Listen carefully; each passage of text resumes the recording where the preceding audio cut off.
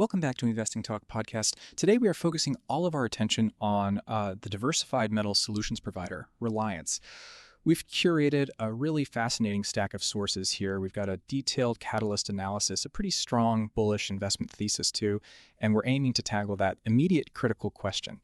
Is now actually a good time to buy this stock? Now, before we really get into the weeds here, if you find this discussion helpful, please do remember to subscribe, like us, leave a comment, and hey, if there's a specific company you'd like us to look into next time, definitely drop that name in the comments below. We do read them. Yeah, it's a really interesting one to analyze right now, especially because, well, the data seems a bit contradictory at first glance. Just for context, Reliance is, one of North America's top providers of metal solutions. They're servicing really crucial sectors for aerospace, construction, general manufacturing, and our sources, they ultimately give this company a highly bullish rating, actually, an 8.5 out of 10.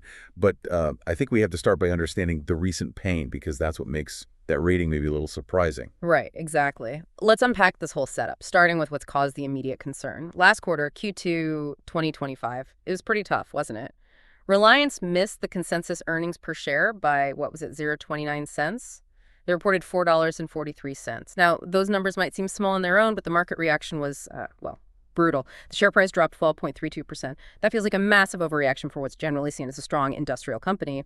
Why did the street panic quite so hard? Well, I think that drop wasn't just about the $1.29 miss itself. It was more about the fear of deceleration. The market likely saw that miss as a signal, maybe a sign that the industrial cycle was slowing down faster than people anticipated. And that caused a major sort of flight from cyclical stocks. But if you actually dig into the facts, context is really everything here. Despite missing on EPS, the company still showed positive year-over-year revenue growth, only 0.5%, but still growth. And critically, they kept their quarterly dividend steady at $1.20 per share. They didn't signal distress. So that panic selling seems to have largely subsided now, and the stock price looks like it's stabilized somewhat. Okay, so that stabilization kind of sets the stage for the next big thing, the immediate high-stakes event. That primary near-term catalyst is the upcoming Q3 2025 earnings release. That's slated for after-market close on October 22nd, right? Exactly, October 22nd, and then the conference call is the morning of the 23rd, and the market is now laser-focused just on that date. And this is where the setup gets interesting. Yeah, this is where the environment actually gets quite favorable for a potential upside surprise. See, analysts have spent the last 30 days nudging their Q3 estimates down slightly, about a 1.3% revision downwards. So now they're targeting an EPS of 3.68 cents on roughly $3.53 billion in revenue. This pre-event caution, this slight lowering of the bar, it means management doesn't have to deliver some heroic beat to actually succeed here. If they simply execute well, maybe just hit this new, slightly reduced estimate, the market seems positioned to reward that stability, reward the stabilization. Okay, that definitely covers the immediate volatility and the setup for earnings, but let's zoom out a bit and look at the underlying reason for that really strong 8.5 out of 10 rating. What are the fundamentals telling us that this stock might be worth owning, despite all that cyclical noise? Well, we can start with efficiency. Even in what's been a challenging environment, Reliance keeps maintaining profitability metrics that honestly consistently beat the industry benchmarks. Yep. We're talking a net margin of 6.39% and a return on equity ROE of 3.26%. These figures, they really reflect genuinely strong operational efficiency and pricing power. They seem to be managing the complex job of metal distribution better than most of their peers. Okay, but I have to push back on that a little. If their operational efficiency is so great, why the 12% drop? Isn't the market signaling skepticism about their growth, maybe, not necessarily their safety? Oh, that brings us directly to their safety net, which is maybe their most defining feature, the balance sheet. Our sources literally describe it as a fortress balance sheet. And here's why that really matters, especially in a cyclical business, with interest rates potentially staying higher for longer. Its debt-to-equity ratio is exceptionally conservative. It's only 19.7%. Just to put that into perspective for you, most highly leveraged industrial companies, they often have DE ratios well over 50%, sometimes even pushing 100%. This low leverage means Reliance basically has the financial war chest, the cushion to survive a downturn or a period of high rates that might really cripple some of their more leveraged competitors. It gives them huge strategic optionality. That flexibility definitely makes the current valuation look more interesting too, right? The stock's currently trading around $278.42. What really stands out to me is the forward price to earnings ratio. It's at 16.48 times. Now, if you compare that to the current PE, which is higher at 20.51 times, it strongly suggests analysts believe future earnings are going to accelerate significantly faster than current earnings. So you're essentially buying into a projected earnings recovery that maybe hasn't been fully priced in by the market yet. Exactly. And that acceleration thesis. It's backed by their competitive advantage. Like we said, they're one of North America's largest metals service centers. That sheer scale is a moat, a real competitive barrier. They offer this comprehensive product portfolio: aluminum, titanium, carbon steel, specialty steel, you name it. They effectively become a one-stop shop for manufacturers. And that scale, it allows them priority access to supply during shortages and gives them subtle pricing power too, which is absolutely critical in maintaining those superior margins we just talked about. Okay, so looking beyond just this next earnings call, what are the sort of multi-quarter drivers that might already be baked into this story? I see the next 3 months include some major market events that could potentially affect the stock beyond just their own results. Precisely. We need to watch the flow of institutional money. That's key. So Yeah. you've got non-earnings events like the S&P NYSE ETF quarterly rebalancing coming up on November 8th. And then, maybe more importantly, the institutional 13F filings deadline on December 14th. Now, for those less familiar, the 13F filings, they're basically the official quarterly report card. They tell us what the big players, the hedge funds, the large asset managers are actually doing with their money. And we already know institutional interest here is pretty high.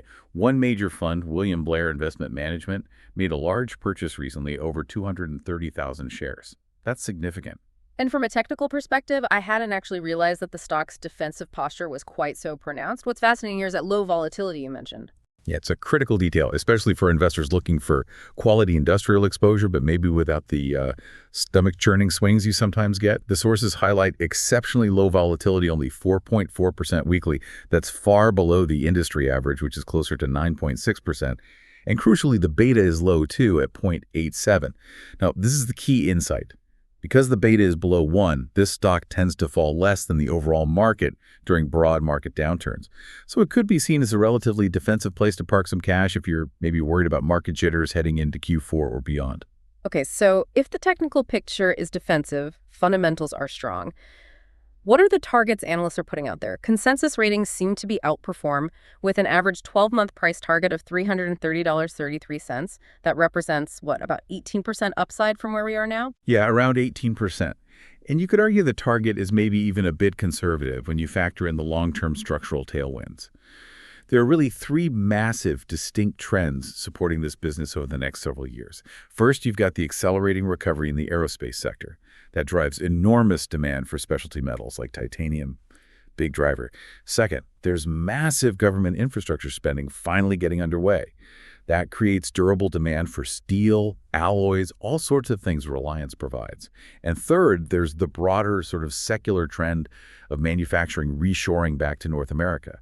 Reliance, with its huge North American footprint, seems perfectly positioned to capture demand from all three of those major trends. All right, now we did promise an impartial look here, and you really can't have a compelling investment story without properly acknowledging the risks. So let's introduce the counterpoint. Where is the vulnerability? Okay, the primary risk, really, as with any industrial distributor, is its cyclical exposure. It's just unavoidable. This is a great company, operates really well, but it's still fundamentally chained to the overall health of the economy.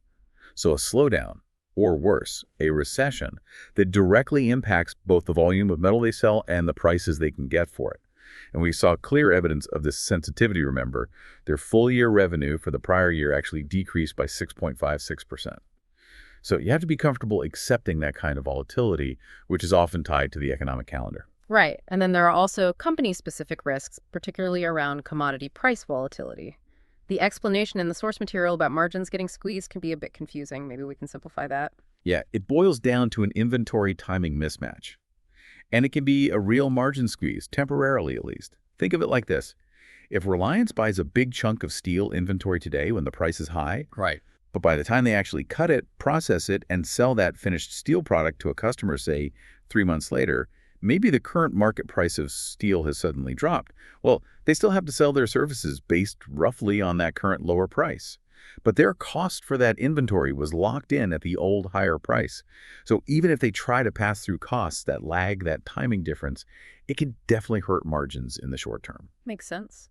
Furthermore, their perhaps heavy reliance on specific end markets, you mentioned aerospace, non-residential construction is another big one that creates vulnerability if one of those specific sectors suffers a sudden downturn, right?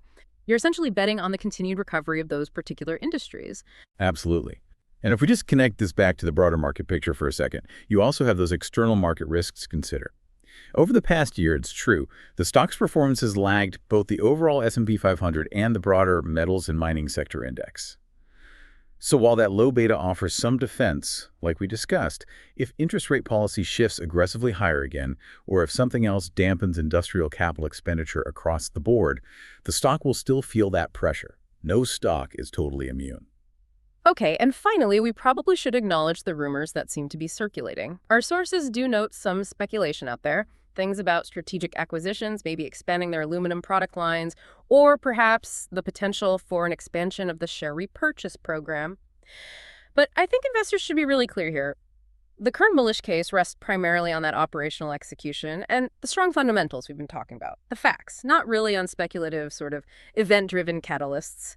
Focus should be on the confirmed Q3 earnings event, first and foremost. So putting it all together, what does this mean? Well, Reliance seems to offer a pretty compelling risk-reward profile right now that's due to its industry-leading margins, its clear operational strength, and that exceptionally minimal leverage we keep coming back to. And the immediate Q3 earnings release, that really acts as a powerful tactical catalyst just ahead. Yeah, it feels like the stock's recent consolidation, that sideways movement, appears to have successfully absorbed the disappointment from last quarter. It's effectively setting the stage, potentially, for an upside resolution, especially when you consider those structural tailwinds supporting the industrial sectors they serve. Exactly. Yeah. And in terms of timing, the sources suggest this could be attractive for, well, two types of investors, really. Both tactical traders, maybe those with a 3 to 6 month horizon, targeting that $330 level or higher, based on a positive earnings catalyst, and also long-term investors, those looking for quality industrial exposure ahead of what many predict will be a broader cyclical recovery over the next year or more. Okay, and finally, let's leave you with a provocative thought to maybe chew on as you consider this investment. Think about that exceptionally low debt-to-equity ratio again, that sub 20% figure. Combine that with its strong, consistent cash generation capabilities. Now, place that company within an industry that historically tends to consolidate over time. The really interesting question for investors then isn't just whether Reliance can execute its own business plan effectively, but whether its incredible financial strength and its commanding market position will eventually make it either the dominant industry consolidator itself, buying up smaller players, or perhaps flipping the script, whether that strength makes it a highly attractive takeover target for a much larger industrial conglomerate in the coming years. That balance sheet flexibility, that fortress balance sheet, it's truly the key. It underpins almost all of its future strategic options, whether that's growth, defense, or maybe even becoming part of something bigger. Lots to think about there.